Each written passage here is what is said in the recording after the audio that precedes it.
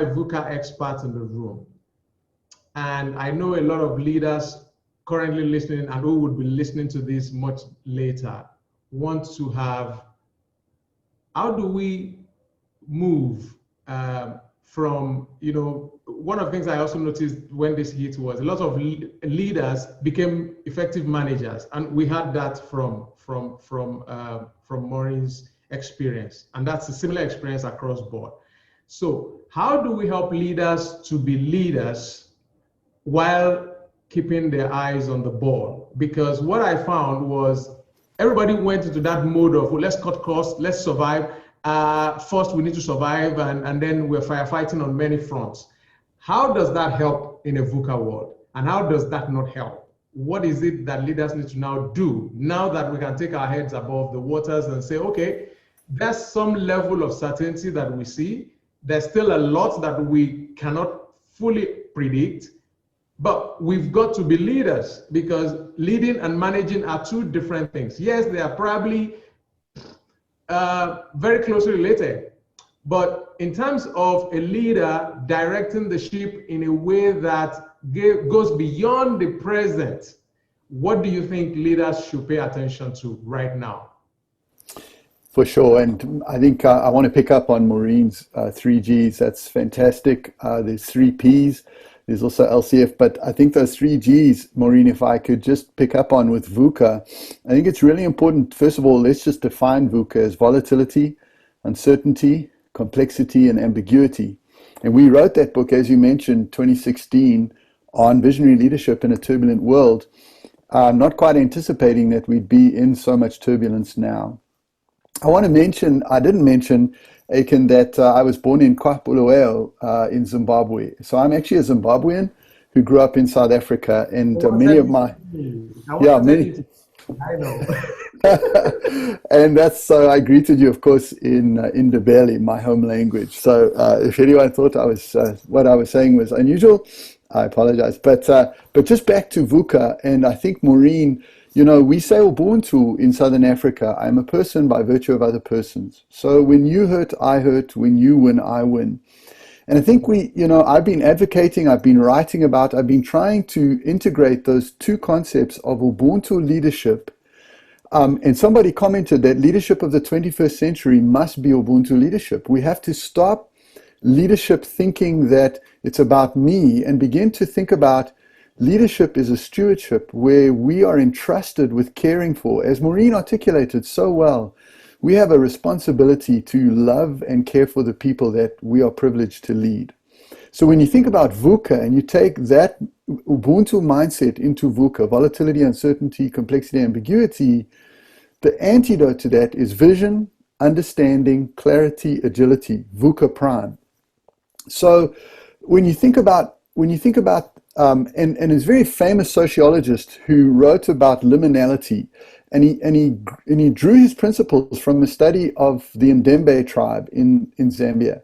And when we hit liminality, as was articulated, I think that then there's a crisis moment, and we move into communitas. We have to band together to address the crisis. But once we've done that, we have to re-emerge. As Winston Churchill said, people will not long pay attention to a leader whose ear is always to the ground. So to offset that volatility, we have to be very clear, what is our vision? And I think we need to come back and forge that very clear vision statement that keeps us on track, the North Star that's guiding us through the volatility. And then we need, as Maureen said so well, started reading, we need understanding. We need to stop, we need to listen, and we need to look. What are the real factors at play here, systemically, and how can I address those in terms of my vision? And then I need clarity to offset agility. As Maureen again said so well, I need to make sense for the people that I'm leading. I'm a sense maker, and I need to be very clear in my communication. It was just so striking to me that she worked with the people she's leading. She communicated to them very clearly, here's what we're doing. And then I need agility. And agility to me, again, is Ubuntu. It's that collaborative decision-making where we work together to really build a meaningful solution to the challenge. Thank you very much. I think if there's anything I'm hearing here, there's a lot that comes to leaders being immersed in not just the mechanics of the work as well, but as well, they've got to think through other soft areas that is just beyond the business. And so for organizations, for individuals, you are picking up things that help you to leapfrog the challenges around you. Now, I'm going to ask, and I want a number of prescriptions that you might have. And I'm coming back to you now, Rob. You mentioned something about clarity to offset agility. I like that.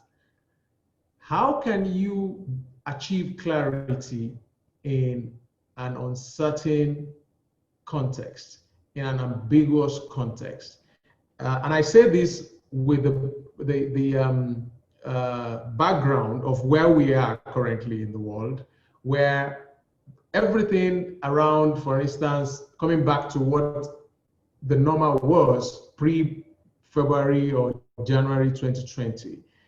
I was reading something this afternoon, I think from Harvard Business Review and The Economist, two different articles saying they're looking at mid-2021 for vaccines to be widely available and things like that.